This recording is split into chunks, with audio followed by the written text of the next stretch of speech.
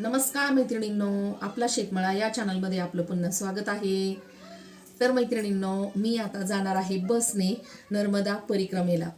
आणि भरपूर अशा महिलांच्या शंका असतात, बसने परिक्रमा केल्याने ती साधना घडते का, पायी परिक्रमा केल्याने जास्त साधना घडते. पण तसं काही नाही. मनात जर भाव असेल तर आपल्याबरोबरच देव असतो. आणि 50च्या पुढं गेल्यानंतर गुडघे पण दुखतात, कंबर दुखतं, भरपूर असे आजार पण आपल्याला जडलेले असतात. त्यामुळं आपण पायी परिक्रमा करणं शक्य नसतं. तर त्यामुळं बसने परिक्रमा केली तरीही आपल्याला साधना घडते. तर माझे पण मनात खूप दिवसाचं होतं नर्मदा परिक्रमा करायची. तर आता नर्मदा माने मला पण बोलवलेलं आहे परिक्रमेसाठी.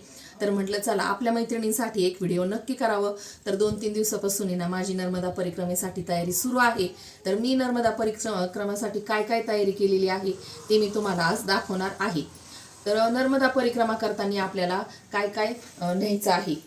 तर सर्वात अगोदर इथं आहे ना एक कडीचा डबा आपल्याला हवा असतो, कडीचा डबा. आणि आता माझ्याकडं नर्मदा मातेचा फोटो नाही आणि दंड पण नाही. नर्मदा मातेचा फोटो आणि दंड हे खूप महत्त्वाचं असतं, पण आपल्याला जेव्हा आपण परिक्रमाला जाऊ तर तिथून आपण ते घेणार आहोत, कारण पहिलीच परिक्रमा असल्यामुळं माझ्याकडे सध्या ते नाही.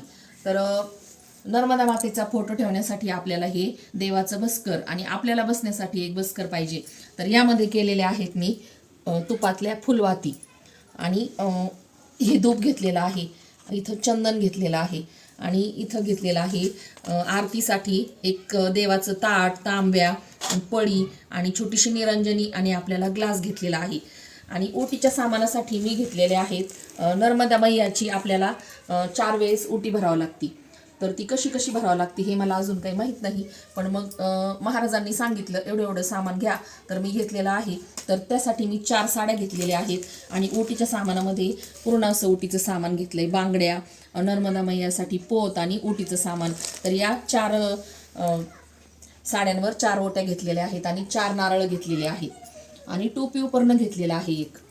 तर टोपी उपरणं पण आपल्याला लागतं आणि आपल्याला जे पाहिजे आहे ना ते सर्व सामान घेतलंय. तर आपल्याला आता समजा आपण रोज जे वापरतो, ही क्रीम आहे किंवा हे सनस्क्रीन लोशन आहे, पावडर, तेल आणि झंडूबाम. आणि समजा आता आपण 15 दिवस परिक्रमेला चाललोय तर केस आपण धुणारच आहोत, त्यासाठी शॅम्पू घेतलाय आणि साबण घेतली, 2 साबण घेतल्या. पण नर्मदा परिक्रमा आपण करताना नर्मदा मैयामध्ये आपण स्नान करतो त्यावेळी आपण साबण वापरत नाही, हे तर मला माहीत आहे. आपण जेव्हा दुसरीकडे राहतो ना, आश्रमावर राहतो, त्यावेळी आपण साबण वापरायला काही हरकत नसते. आणि सर्वात महत्त्वाचं म्हणजे ना मी घेतलेलं आहे आधार कार्ड आणि फोटो. तर पायी परिक्रमा करताना आधार कार्ड, फोटो आणि पॅन कार्ड हे पण आणि अजून काही हवं असेल तर ते जरूर घ्या. पण मी आता बसने परिक्रमाचं तुम्हाला सांगते. आणि आता माझ्या गोळ्या घेतलेल्या आहेत, थायरॉइडची गोळी आणि माझी जी कायमची गोळी सुरू आहे ती गोळी पण मी घेतलेली आहे. तर एक सॉक्सचा जोड घेतला आहे, कंगवा, आरसा, टिकल्याचं पॉकेट. तर हे सर्व आपल्याला लागतं, हे घेतलं आहे. आणि थोडीशी ना चटणी घेतलेली आहे करून.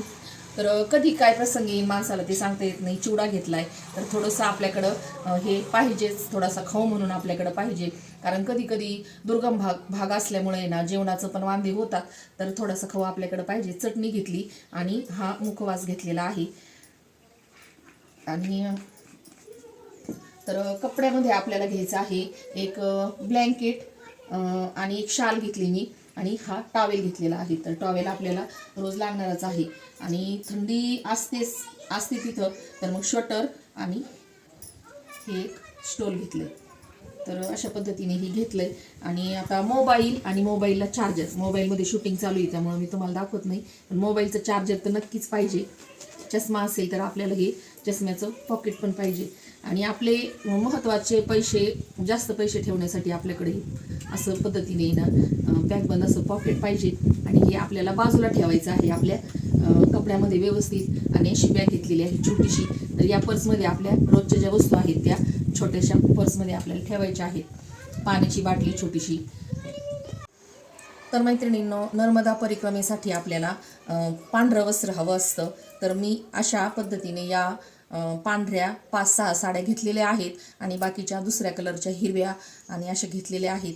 तर साडीमध्येच परकर ब्लाऊज आणि अशा पद्धतीने एका कॅरीबॅगमध्ये एक साडी अशी आपल्याला ठेवायची आहे.